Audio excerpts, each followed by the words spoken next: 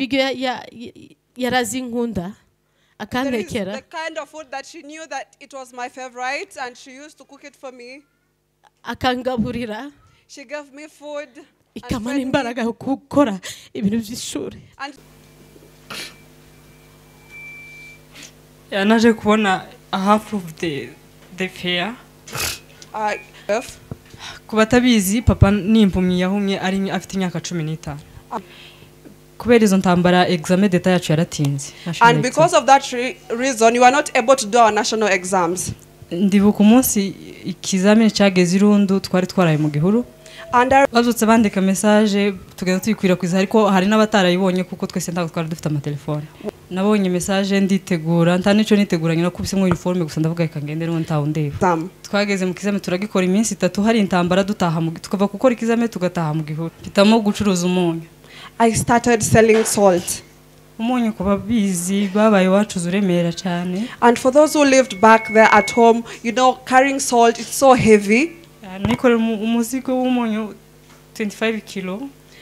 On this day, uyu munsi urenze uko mwebwe mushaka kubitekereza. This day is very important to me more than you can think about it. Kuri nje ntago narinzi ko zahagarara hano. Ibyo wakoze, what you did, umugisha wampaye, the blessing that you Tic tac, vuba vuba, tic tac. Tic tac, tic tac, tic tac. Tic tac, caméra cachée.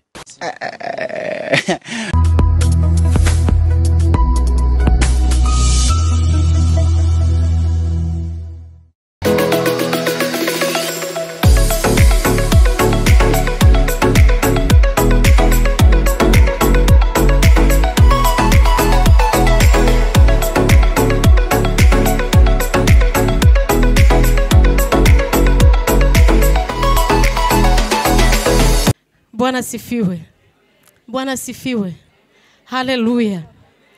Siku ya leo sio siku ya mafunzo kwangu, lakini siku ya shukurani. Hallelujah. Ni siku ya shukurani, hata sio siku ya mawaidha kwangu tena, ni siku ya ushindi. Bwana sifiwe. Siku ya leo inanikumbusha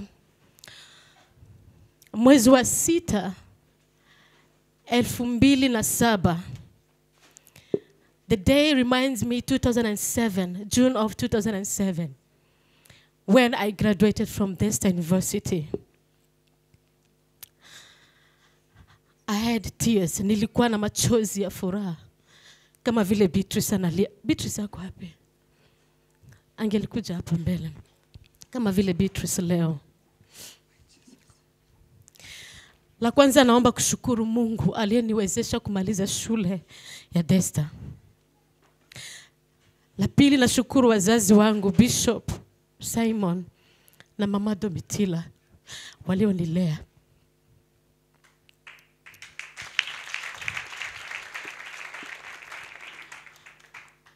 Walililea kiukristo na kiuzazi. Tukatembea pamoja kwa imani na kama ninamjua Mungu ni kwa ajili yao. Kwa wamama ambao walikuwa kwa mkutano wa siku ya 3 niliwaambia kwamba mama yangu hakwenda shule. Lakini alitembea na mimi katika shule yangu. Akikaa pamoja na mimi nikifanya homework. Madevoir zangu zote kabla alale. Hata hakuwa anajua nini nafanya ama ni klasi gani nafanya, lakini alikuwa akikaa na mimi kila usiku. Nikimaliza pia nalala. Na baba alinifundisha maombi na kuwa na imani kwake Mungu pekee. Kwa maana kuna mambo ambao hawangeliweza kufanya kama wazazi.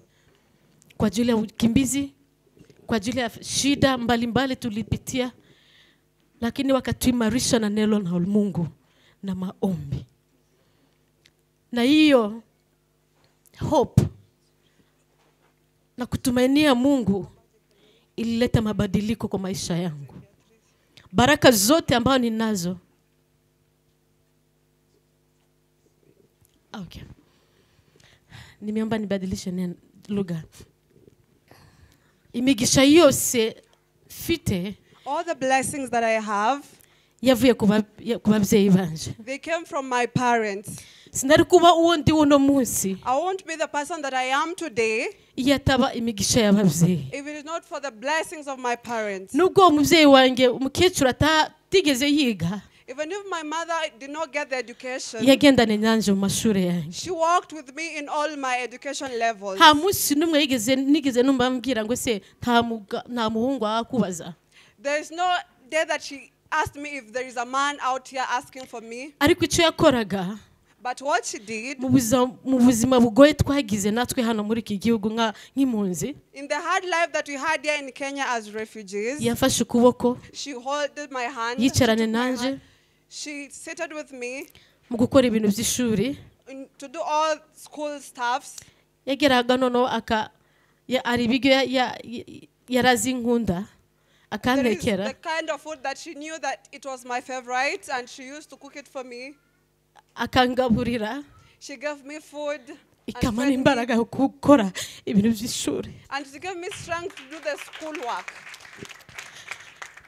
Ndabizi ko murabizi ko atari hano, I know she's not, she's not here, ariko ndamushimira. but I thank her so Ndashimira much. ababyeyi banje, I thank my parents, ababyeyi banje bampaye Imana, my parents who gave me God. batumye nizera Imana, They made me believe in God, ikora ibyo batashoboye gukora. because God is able to do things they were not able to do, Imana irabikora. and God did it. Ari igihe ari ukuntu papa yazaga atuzutsa mu gatondo kare kare ngo dusenge. Our dad used to wake us in the morning so that we can pray. Ayo masengesho sinari nzi imbaraga yayo, I did not know the power of prayer at the time, kushigiye igihe nabaye umugore mukuru, until the umukecuru time nazi. that I became a wife. Bwana asifiwe. Glory be to God. Uwundi muntu wa kabiri nshaka gushimira The second person that I would love to thank ni umugabo uhagaze hano. is the man standing over there. Ni iyihe mpamvu namuhamagaye? What is the reason that has made me call him? Sam ameze nk'uriya mwarimu wa Beatrice hariya, Sam is Dr. Karanja. same to Dr. Karanja. Uko Dr. Karanja yafashe Beatrice, The same way Dr. Karanja took Beatrice's hand, Sam yaramfashije. the same way Sam helped me. Sam yamfashije gute? How did Sam help me? Baranirukananaga nange ku ishuri. They used to send me away from school. Sam akavugana n'abantu bo muri aba comptable. And Sam used to talk to the bazaar at the school. Yewe kubera ko yari afite amafaranga yarangizaga kuriha agasigarana na make, And because after he had paid the school fees and remained with a few pennies, akagira abantu ba finance ngo ayasigaye bayashyire muri konte yanje. and he told the finance the remaining amount, kindly put it in her account, Kugira ngo mbone uko nkomeza ku n'ishuri. so that I can continue with my school. Sam, I would like to thank you before God and in front of my community. Ibyo wakoze, What you did, umugisha wampaye, the blessing that you gave me, wabyaye uyu mugisha wose. you gave birth all to this blessing. You may be seated. You may sit. Si Sam gusa, It is not only Sam. nari mfite inshuti nyinshi ku ishuri, I had a lot of friends back at school, n'abandi ba mama twiganaga, and also other ladies that we used to learn together. bakoze kimwe nawe. They also did like what Kandi he did. babikoraga ntabizi, ngumva gusa baramamagaye ngo ari umuntu ya transfeye amafaranga yiwe muri konti yawe. Most of the time they did it. Tic-tac, vuba vuba, tic-tac. Tic-tac, tic-tac, tic-tac. Tic-tac, caméra cachée.